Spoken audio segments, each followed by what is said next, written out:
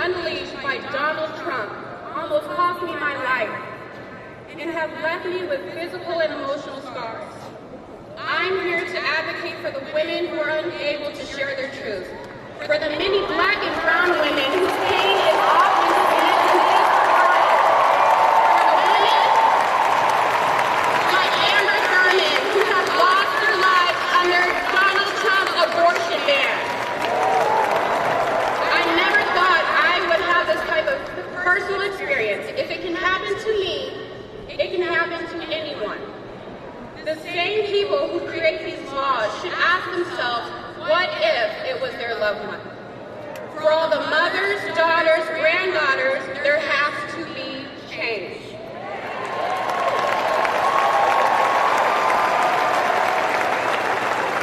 Kamala Harris is that change.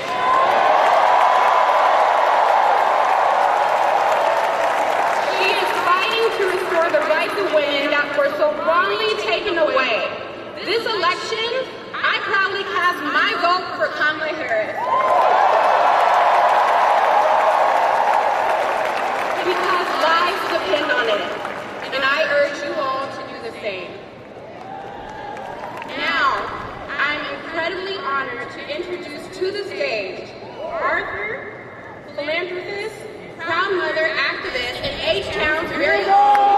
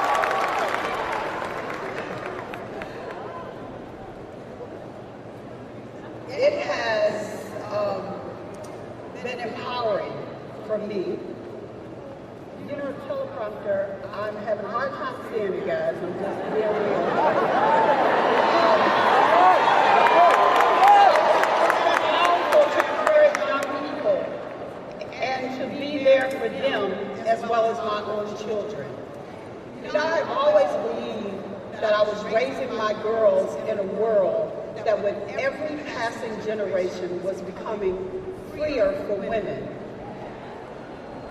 With more opportunity for women, a healthier and safer existence for women. And so we cannot accept a country where our daughters and former generations and future granddaughters will no longer have the basic freedom that I have lived with for most of my life.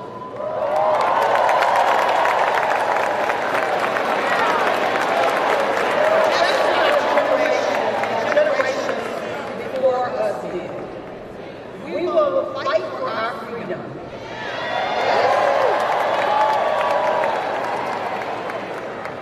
And as I look behind, I also know in order to move forward, we must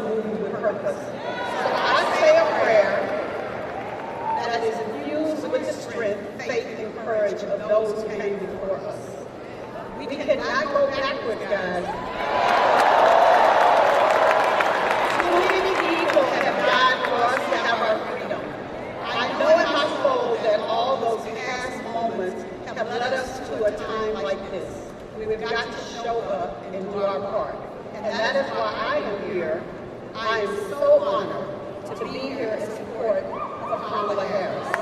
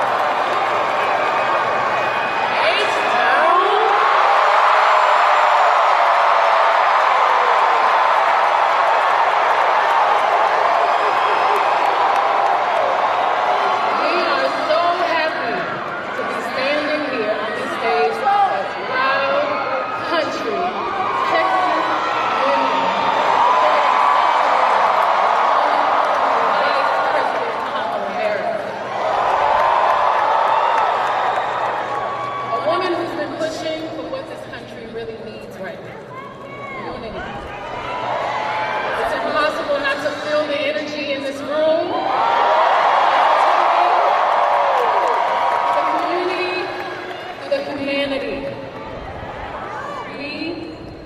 the precipice of an incredible shift, the brink of history. I'm not here as a celebrity. I'm not here as a politician. I'm here as a mother.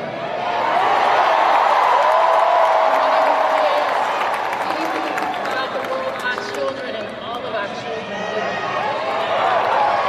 A world where we have the freedom to control our bodies. A world where we're not divided. Our past, our present, our future merge to meet us here. Imagine our daughters growing up seeing what's possible with no ceilings, no limitations. Imagine our grandmothers. Imagine what they feel right now. Those who have lived to see this historic day. Even those who are no longer physically with us. Imagine all of their sacrifice. The sacrifices made so we can witness the strength of a woman.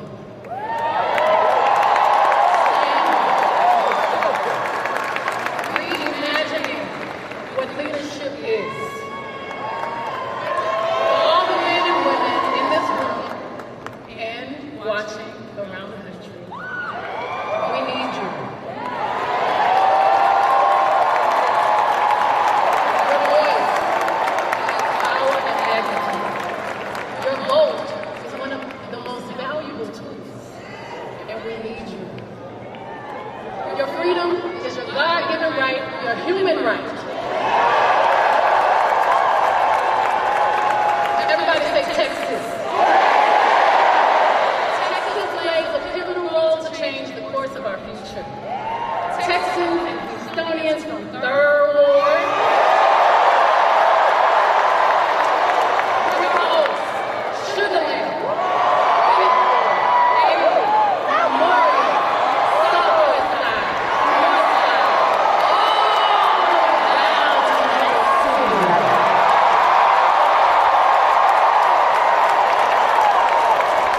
We all have a role to play to make this a reality. We're all part of something much bigger. We must vote. And we need you. It's time to sing a new song. A song that began 248 years ago. The old notes of downfall, discord, despair no longer resonate. Our generations of loved ones before us are whispering a prophecy, a quest, a calling, an anthem. Our moment right now, it's time for America to sing a new song. Our voices sing a chorus of unity. They sing a song of dignity and opportunity. Are y'all ready to add your voice to the new American song? So let's do this, ladies and gentlemen. Please give a big, loud Texas welcome to the next president of the United States.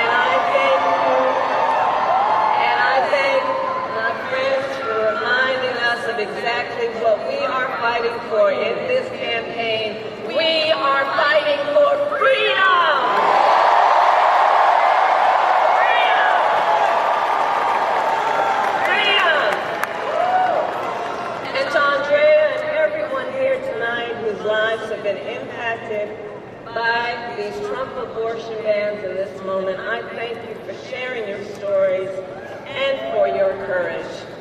It is an honor to be here with so many leaders and all of you who have taken the time out of your busy lives to be here this evening so we can, as a community of people, as people who love our country, be clear, sound strong, and stand in favor of the freedom of every woman to make decisions about her own body.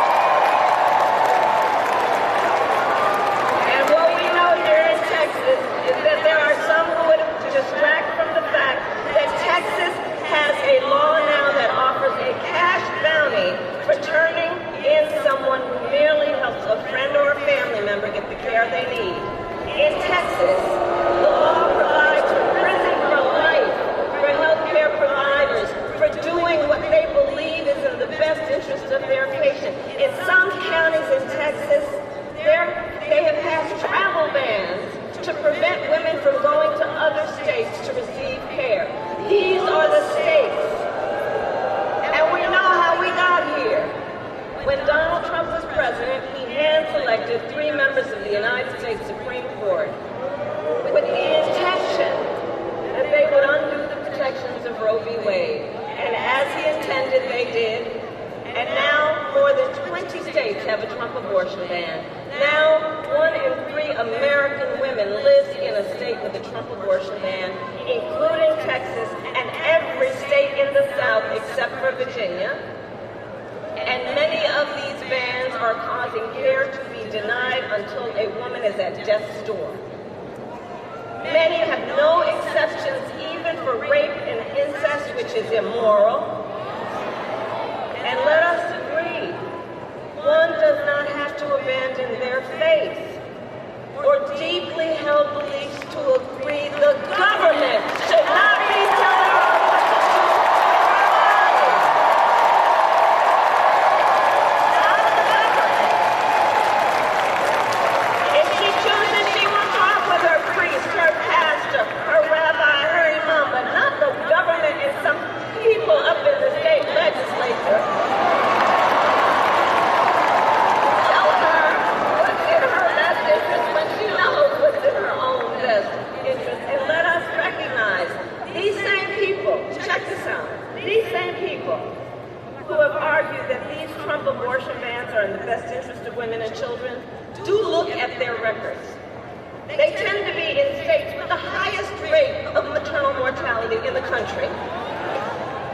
For decades, these extremist leaders who have neglected prenatal care, maternity care, and postpartum care, and who now, after continuously failing to support women and children, claim to care about women and children.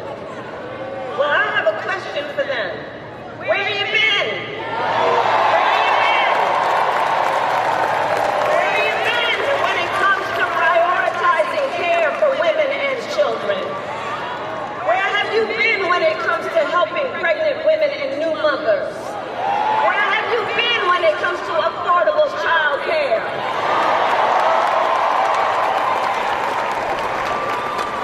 And you know, many of these same extremist leaders have also refused to extend the child tax credit, which lifted half of America's children out of poverty. They who have blocked proposals to lower child care costs for working parents. They who have tried to cut WIC and SNAP for low-income mothers and their children. The hypocrisy abounds. And here's what else is happening. These bans are driving doctors out of states like Texas, Idaho, Georgia, and North Carolina, leaving women who are already living in maternity care deserts, meaning there is no maternity care anywhere near them, leaving them with even fewer options. And since Trump abortion bans, fewer medical students are choosing to specialize in women's health. Over these past 2 years, the impact of Trump abortion bans has been devastating. We see the horrific reality that women and families face every single day, and the stories are vivid, they are difficult to hear, they are difficult to tell. For example, here in Texas, can we roll the tape? 4 years they were trying to get Roe v. Wade terminated, and I did it. To death because of conservative implemented laws. I had to fight and beg to get care that I needed. Because I wasn't permitted to have an abortion, I nearly died on their watch. If I had not been able to go out of state to get an abortion in Colorado, my happy, healthy son, Henry, would not be here today. They took 2 liters of infected fluid from my abdomen, and the infection was so severe that I almost died. I was to stay pregnant and deliver a baby that would suffocate in my arms. On the Roe v. Wade, I did a great thing.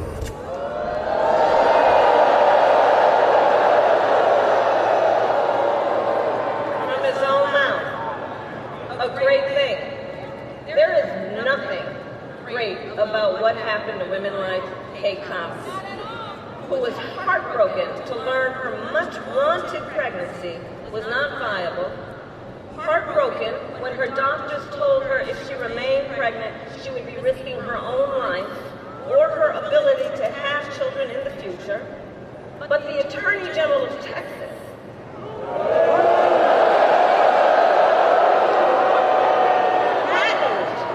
threatened if Kate's doctors helped terminate her pregnancy, they would be criminally prosecuted. So Kate was forced to flee the state to get the care she needed. In Louisiana, Caitlin Joshua was turned away from not one, but 2 emergency rooms while miscarrying. She was bleeding. She was in pain. But because of a Trump abortion ban, doctors would not treat her. Because if they did, they would have faced 15 years in prison. And so Caitlin had to go home where she went through the pain of a miscarriage for more than a month. And trying the whole time to hide her pain from her 4-year-old daughter.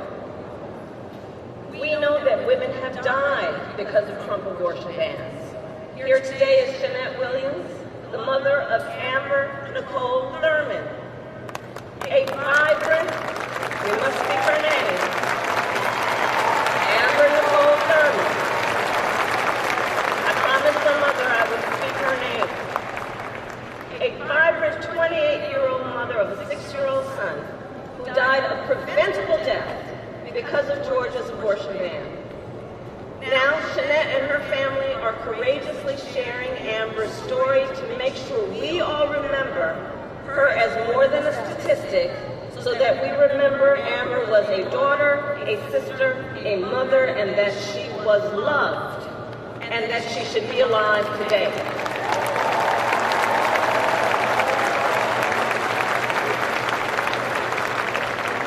And listen, we're all here because we know the reality is, for every story we hear about the suffering because of a Trump abortion ban, there are so many stories we've never heard, an untold number of women and the people who love them, who are silently suffering, women who are being made to feel as though they did something wrong, as though they are criminals, as though they are alone. And to those women I say, and I think I speak on behalf of all of us, we see you and we are here with you.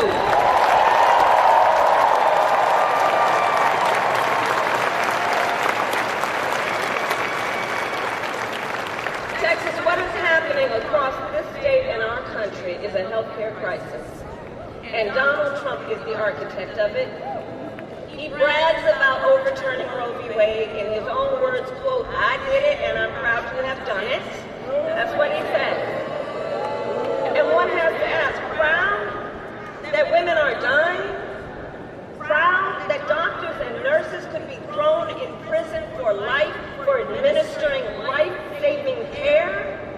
Proud that young women in America today have fewer rights than their mothers and grandmothers? How dare he?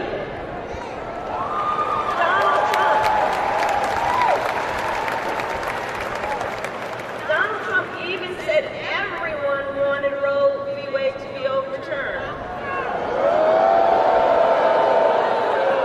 Well, a woman in Ohio was arrested and charged after having a miscarriage. So was a woman in South Carolina. They didn't want this. Adley Duvall, who became pregnant after being raped by her stepfather when she was 12 years old. She didn't want this.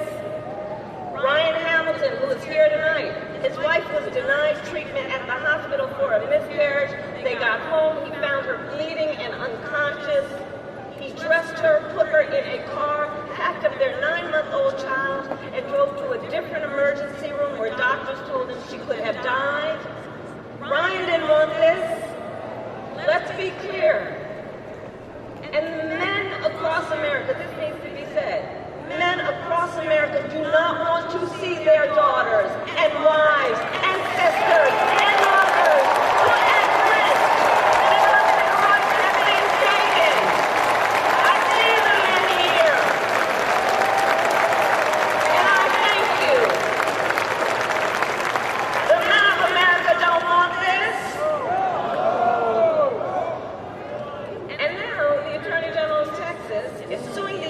States government. So that Texas prosecutors can check this out, so that Texas prosecutors can get their hands on private medical records of women who leave the state to get care. Now, I ask everybody here, please do see the irony. Okay, listen to this. On the one hand, Donald Trump won't let anyone see his medical records. I get my mind. And on the other hand, they want to get their hands on your medical records. Simply put, they are out of their mind.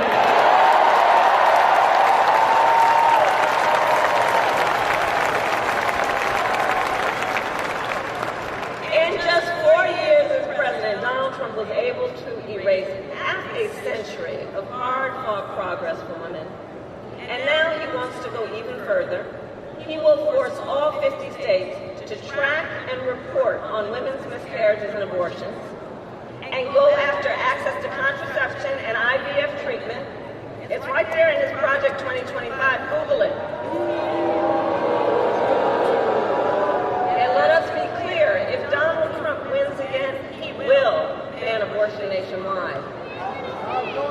And though we are in Texas tonight, I say to the folks who might be watching from home, for anyone watching from another state, know this. If you think you are protected from Trump abortion bans because you live in Michigan or Pennsylvania or Nevada or New York or California or any state where voters or legislators have protected reproductive freedom, please know, no one is protected if there is a Trump national abortion ban, and it will outlaw abortion in every single state. Understand that.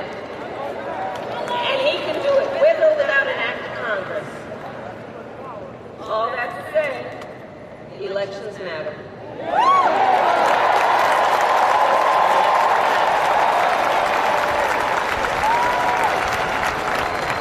If Donald Trump is president again, he will likely get to appoint at least one additional Supreme Court justice. Remember who we appointed. Call her Justice Ketanji Brown Jackson.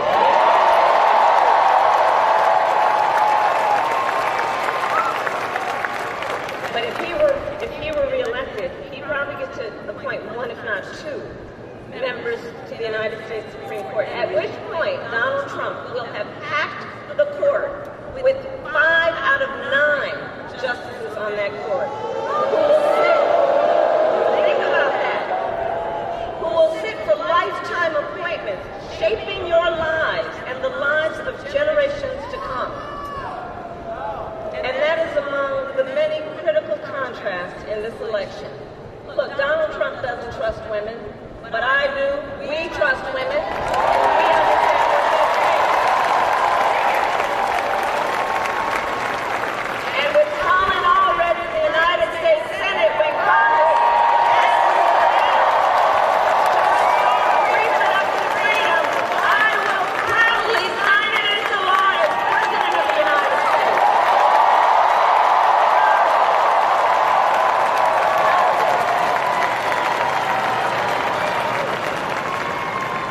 So to all the friends here, let us remember, momentum is on our side. I know sometimes in Texas, folks are like, is it worth it? Does it make a difference? Yes, it does. You are making a difference, and momentum is on our side. You are making a difference. Since Roe was overturned, every time reproductive freedom has been on the ballot, from Kansas to California to Kentucky and Michigan, Montana, Vermont, and Ohio, the people of America have voted for freedom. Every time it's been on the ballot. And often they have voted by overwhelming margins from so-called red to so-called blue states, proving this is not a partisan issue. Because Americans from all backgrounds and beliefs understand the decision of whether, when, and how to build a family is one of the most consequential decisions anyone can make. And we are fighting for an America where no matter who you are, where you live, you can make decisions about your own body for yourself. Moving forward, all of this is to say, reproductive freedom is on the ballot in this presidential election. And in 10 states around the country, including Arizona, Florida, and Nevada. And with the work of everyone here, freedom will win.